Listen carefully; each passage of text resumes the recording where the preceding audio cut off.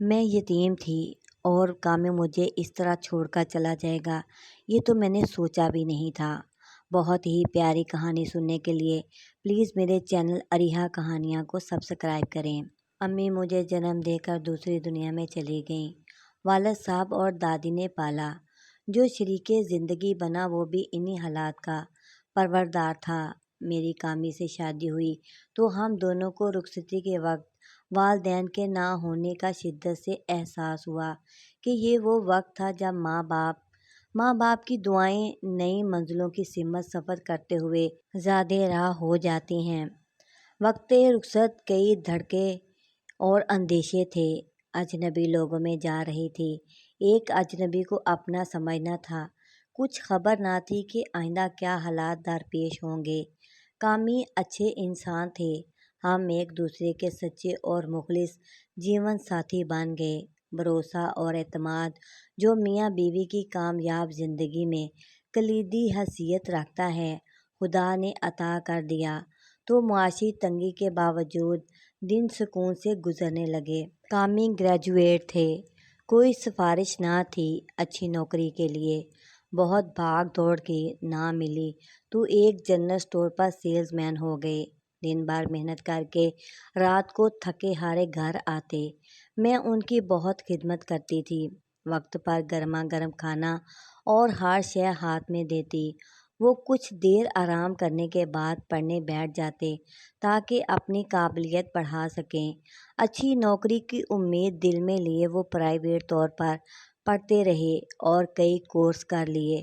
تب میں سارا دن گھر کا کام کرتی تھی اور وہ محنت مشقت سے میرے لیے خوشیوں کا اہتمام کرتے۔ ہم چھٹی کے دن سیر پر جاتے۔ غرض خوشحالی کے خواب سجائے ہم ہنسی خوشی وقت گزار رہے تھے۔ شادی کو سال گزر گیا اور میں ماں نہ بن سکی تو ہم دونوں کو فکر لاحق ہو گئی۔ ایک لیڈی ڈاکٹر سے علاج کروایا تو تمام رپورٹیں ٹھیک تھیں۔ 5 برس گزر گئے، اولاد کی خوشی نہ ملی۔ تب میں بہت حساس ہو گئی۔ بات بے بات پر آنکھیں چھلک جاتی تھیں۔ ٹی وی پر وہ اشتہار نہ دیکھ سکتی تھی جو بچوں سے متعلق ہوتے تھے۔ کامی مجھ سے بچوں کے نہ ہونے کے بارے میں بالکل بات نہ کرتے۔ وہ اس موضوع کو نہ چھیڑتے تھے کہ کہیں میرے دل آزاری نہ ہو جائے۔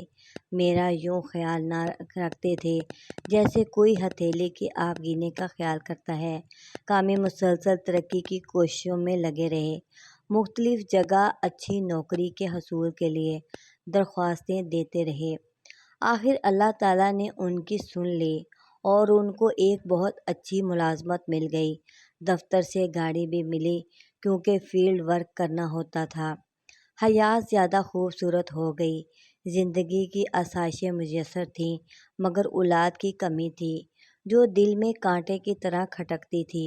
خدا سب کی سنتا ہے، بالآخر ہماری بھی سنی گئی۔ شادی کے 8 برس بعد مجھے اولاد کی خوشی سے ہمکنار کیا۔ کامی بے حد خوش تھے۔ گھر کے کام کو تو ہاتھ لگانے نہیں دیتے تھے کہ میں زیادہ سے زیادہ آرام کروں۔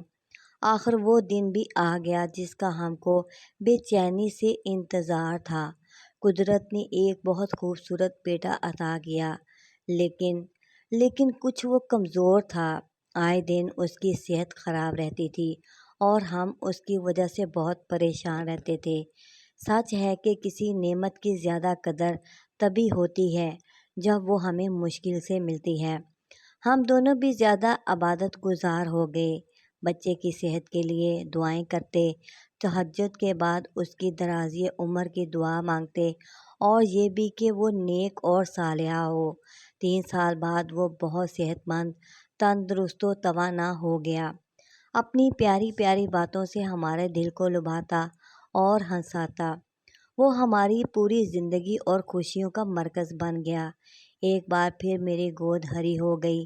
اس دفعہ بیٹی ہوئی جس کا نام زاویہ رکھا۔ عمر اور زاویہ آپس میں بہت مشابہت رکھتے تھے۔ ساتھ کھیلتے تو دل شاد اور آنکھیں ٹھنڈی ہوتی۔ سچ ہے کہ اولاد بہت بڑی نعمت ہوتی ہے۔ وقت تیزی سے گزرتا رہا۔ دونوں بچے اسکول جانے لگے۔ گھر کے اخراجات بھی بڑھ گئے۔ کامی نے سوچا کیوں نہ ملازمت کے ساتھ کوئی سائیڈ بزنس کر لوں تاکہ رزق حلال میں اضافہ ہو۔ ایک دوست کے ساتھ شراکت کر لی، وہ تجارت کرتا تھا۔ ایک روز جبکہ چھٹی کے دن تھے، دونوں مال لینے پشاور گئے۔ واپسی میں اسلام آباد کے قریب بم دھماکے میں جاں بحق ہو گئے۔ حادثہ ایک اسلحے کے ڈپو میں ممنوعہ علاقے میں ہوا تھا۔ وہاں سے اتفاقاً گزر رہے تھے، گاڑی تباہ ہو گئی اور بہت سے راہگیروں کے پرخچے اڑ گئے تھے۔ جب ہم کو اطلاع ملی، میں یہ خبر سن کر بے ہوش ہو گئی تھی۔ محلے کی ایک عورت مجھے اور بچوں کو سنبھالا۔ میری حالت دیکھ کر بچے بھی سہم گئے۔ دونوں کم سن تھے، بہت چھوٹے تھے، زندگی اور موت کے فلسفے کو نہیں سمجھتے تھے۔ جب ان کو بتایا گیا کہ ان کا باپ اس دنیا میں نہیں رہا ہے تو وہ مجھ سے لپٹ گئے۔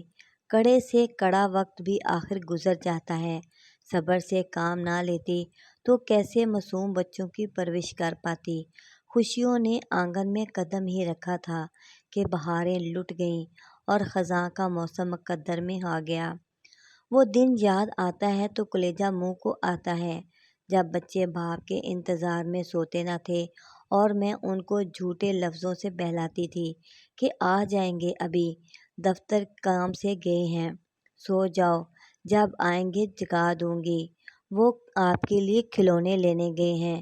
لیکن کب تک مرنے والے کب واپس آتے ہیں؟ کئی روز تک میں نے کھانا نہ پکایا تھا۔ محلے کی عورتیں کھانا لا کر میرے بچوں کو کھلاتی، مجھ پر تو آسمان ٹوٹ پڑا تھا۔ کامی کے بغیر کیسے کھاتی؟ بھوک ہی ختم ہو گئی تھی میری۔ سانس کی ڈوری قائم رکھنے کی خاطر چند نوالے نگلتی اور پانی پی لیتی۔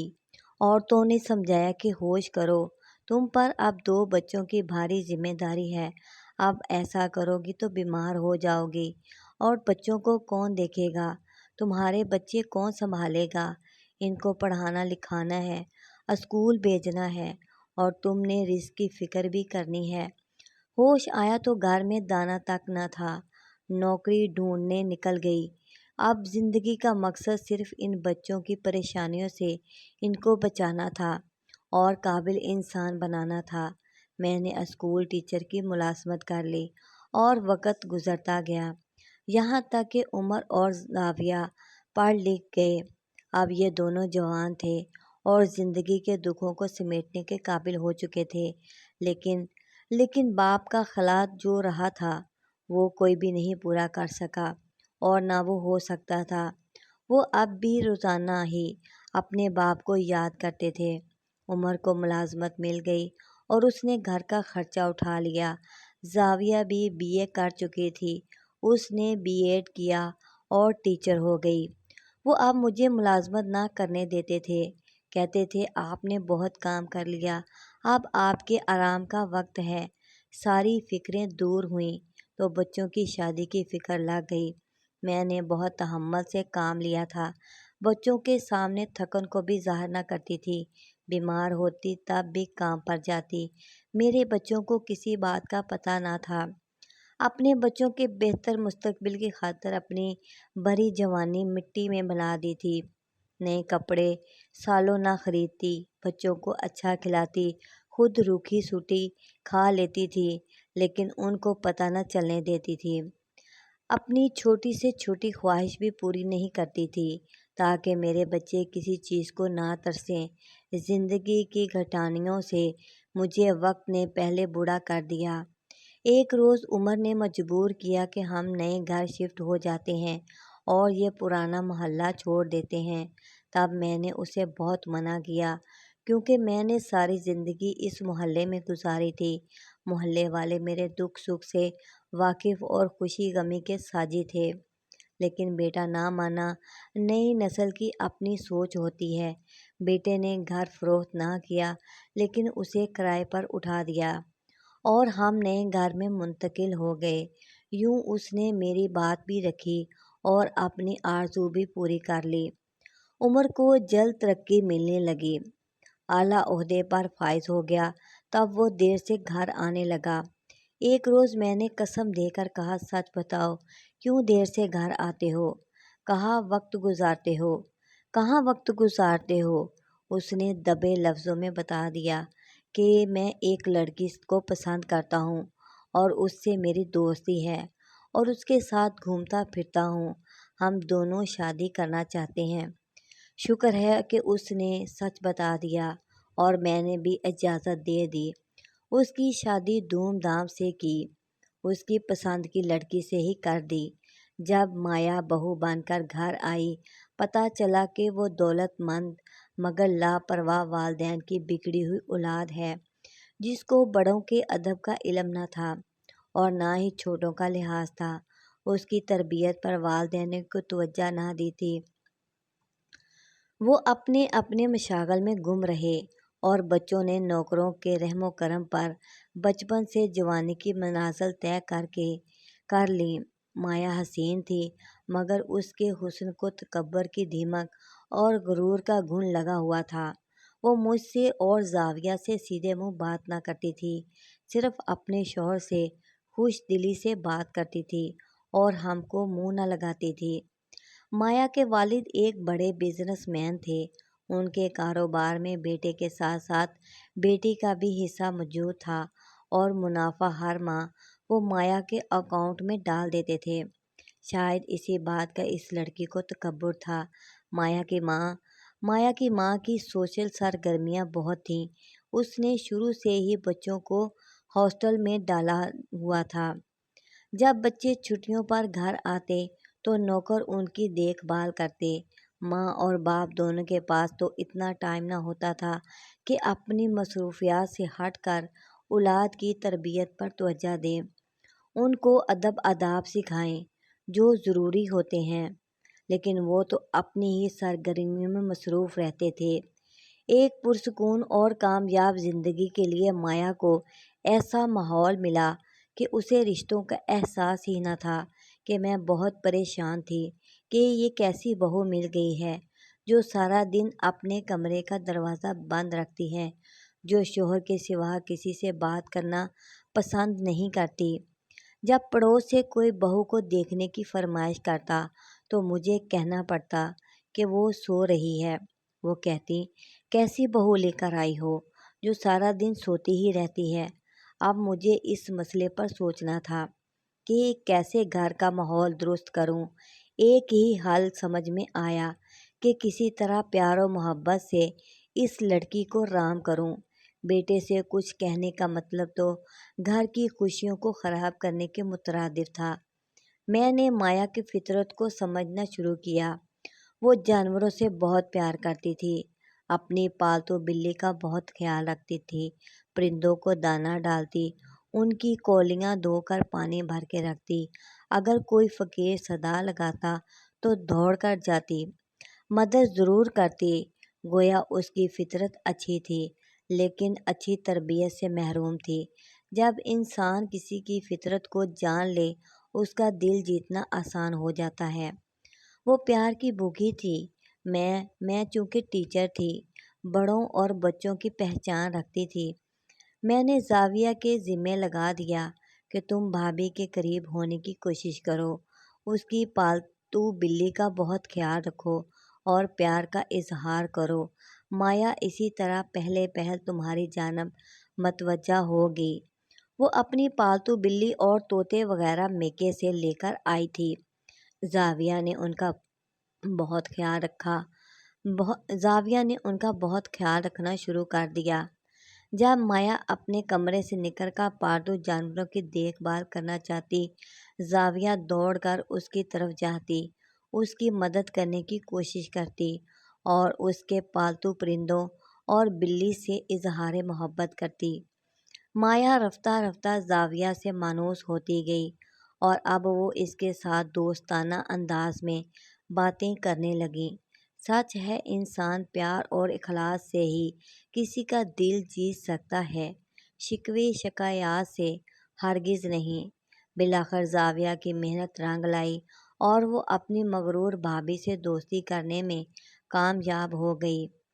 زاویہ مایا سے قریب ہوتی گئی تو اب وہ اس کو اس کے کمرے سے نکال کر میرے کمرے تک لانے لگی۔ بہو مجھ سے سلام دعا کرنے لگی۔ زاویہ سے باتیں کرتی تو مجھے بھی مخاطب کر لیتی تو باریک ٹوٹا ہوا میرا دل کی گھٹن کم ہو جاتی۔ زاویہ بھائی کی مصروفیات کے مطابق وقت نکالتی۔ میں نے بیٹے کو بھی مایا کی شکایات نہ کی، اس بارے کوئی بات منہ سے نہ نکالی کہ وہ سارا دن ہم سے کیسا سلوک رکھتی ہے۔ جانتی تھی کہ وہ مایا کا بہت خیال کرتا ہے، اس کی خوشی پر نچھاور رہتا ہے اور بیوی کے عشق میں مجھے بھی نظر انداز کر دیتا تھا۔ وہ جو پہلے پہل بہن اس کی جان تھی، جس کے بغیر نوالہ نہ توڑتا تھا، اب زاویہ سے بات کیے ہفتہ گزر جاتا۔ مایا کو روزانہ آفس سے آنے کے بعد باہر لے جاتا کسی اچھے ریسٹورینٹ میں کھانا کھلانے۔ میں ساس نہ بنی اور نہ اپنی بیٹی کو نند بننے دیا۔ زاویہ کو سمجھاتی کہ فکر نہ کرو، وہ بھابھی سے محبت کرو، اس سے محبت کرو گی تو بھائی کی محبت کو حاصل کر پاؤ گی۔ یہی میرا تجربہ کہتا ہے اور یہی زمانے کا دستور ہے۔ جب چہیتی بیوی آ جاتی ہے، ماں اور بہنیں اگر فراست سے کام نہ لیں تو بیٹے اور بھائی کی زندگی سے منفی ہو جاتی ہیں۔ میری بیٹی سمجھدار اور صبر کرنے والی تھی، جیسا میں کہتی کہا مانتی۔ ایک دن ایسا آیا کہ مایا مجھے ساس اور نند کی حیثیت دینے پر مجبور ہو گئی۔ وہ مجھے امی کہنے لگی۔ اب وہ ایک نارمل رویے کی حامل تھی اور ہم کو اس کے ساتھ بات کرنے میں آسانی محسوس ہوتی تھی۔ بے شک ہم ایک ہی گھر کے فرد تھے جیسے ہو گئے تھے۔ مایا جہاں جاتی مجھے بتاتی اور کبھی کہتی آپ بھی ساتھ چلیں۔ اس نے ادب آداب سیکھنا شروع کر دیے، جبکہ پہلے وہ اگر کہیں جاتی ہم کو یہ بتانے کی بھی ضرورت محسوس نہیں کرتی تھی کہ گھر سے باہر جا رہی ہے۔ جب میں نے اس کے ساتھ ممتا بھرا سلوک رکھا، وہ مجھے اپنے دل کے قریب سمجھنے لگی۔ آخرکار اس نے اپنی زندگی کی گزشتہ تلخیوں اور دکھوں سے مجھے آگاہ کر دیا۔ اس نے بتایا کہ مجھے بچپن سے جوانی تک اپنے گھر میں کبھی پیار نہیں ملا، روپے پیسے کی کمی نہ دیکھی، لیکن محبت کو ترستی تھی۔ مجھے نہیں معلوم تھا کہ لوگوں کے ساتھ کیسا رویہ رکھتے ہیں اور رشتے کیا ہوتے ہیں، اور وہ اب اتنی سعادت مند ہو گئی کہ ہر کام مجھ سے پوچھ کر کرتی اور میرا بہت خیال رکھنے لگی۔ اس کا رخ میری طرف ہو گیا، میرا کھویا ہوا عمر بھی دوبارہ مجھے مل گیا۔ وہ اب آفس سے آ کر پہلے کی طرح میرے کمرے میں بیٹھ جاتا، کچھ دیر باتیں کرتا، طبیعت پوچھتا، دوائیاں لانے کو کہتا، زاویہ سے کہتا امی کا بہت خیال رکھا کرو، وقت پر دوا کھلا دیا کرو، باہر کھانے کے لیے جاتے تو میرے لیے بھی پیک کرا کر لے آتے۔ زاویہ کی شادی کی فکر بھی تھی۔ میرے کہنے پر مایا نے اس طرف توجہ دلائی۔ وہ اپنے شوہر کو بھی یاد دلانے لگی کہ تمہیں بہن کی شادی کرنی ہے۔ عمر نے ایک دو دوستوں سے بات کی اور پھر ایک دوست کے توسط سے اچھے گھرانے میں زاویہ کی بات طے ہو گئی۔ زاویہ کیونکہ ایک سمجھدار اور ایک صابر لڑکی تھی، اسے ایک بہت ہی نیک اور خوبصورت لڑکا مل گیا تھا اور میرے بیٹے کے دوست کا بھانجا تھا۔ مختصر کنبہ یعنی ماں اور بیٹا تھے۔ لڑکے کا نام غازنوی تھا۔ غازنوی سے منگنی کے بعد مایا نے نند کے جہیز کی خریداری شروع کر دی۔ وہ اکثر زاویہ کو بھی ساتھ لے جاتی۔ تبھی عمر نے عزت سے بہن کو بیاہ دیا اور جہیز میں ہر چیز دی۔ بہن کی شادی میں کسی شے کی کمی نہ ہونے دی اور یہ سب مایا کے تعاون سے ہوا، جس نے نند کی شادی میں بڑھ چڑھ کر حصہ لیا۔ میں اور مایا گھر میں باقی رہ گئے۔ وہ کچن میں جاتی، کھانا پکاتے دیکھتی تو دلچسپی لیتی۔ یوں اس نے کئی طرح کے کھانے بنانے سیکھ لیے۔ اگرچہ نوکر موجود تھے، لیکن خاتون خانہ کا رشتہ تو کچن اور گھریلو امور کی انجام دیتی ہے سے قائم رہتا ہے۔ بس مایا نے بھی رفتہ رفتہ گھر کی ساری ذمہ داری سنبھال لی۔ مجھے آرام نصیب ہو گیا۔ اب گھر اس کا تھا، میں تو بڑھاپے کے دہلیز پر مختصر عرصے کی مہمان تھی۔ ظاہر ہے لمبی عمر کی طویل مسافت طے کر چکی تھی، زیادہ تر اپنے بیڈ روم میں رہتی تھی۔ مایا مکمل بدل گئی تھی، اس میں تکبر اور غرور نام کی کوئی چیز نہ رہی تھی۔ وہ ایک سمجھدار خاتون خانہ بن گئی تھی، گھر میں سکون تھا اور وہ سلیقہ مند تھی۔ اس نے میری بہت خدمت کی، میری خدمت میں کوئی کسر نہ اٹھا رکھی۔ وہ بہترین فطرت کی مالکہ نکلی، تھوڑی سی توجہ اور پیار نے اسے یکسر بدل دیا تھا۔ وہ مجھے آرام کرنے کا کہتی اور خود سارے گھر کی دیکھ بھال کرتی، نوکروں سے کام کرواتی اور مہمانداری کے سب تقاضے نبھاتی۔ پڑوس سے عورتیں آتیں، ملنے آتیں، ان کو عزت سے بٹھاتی اور خاطر مدارت کرتی۔ یہ سب باتیں مجھ سے سیکھیں۔ سارے لوگ اس کی تعریف کرتے کہ بہو ہو تو ایسی، خدا ہر کسی کو مایا جیسی بہو دے۔ ایک روز میری طبیعت زیادہ خراب ہو گئی، وہ ایسے روئی جیسے کہ میں اس کی ماں ہوں۔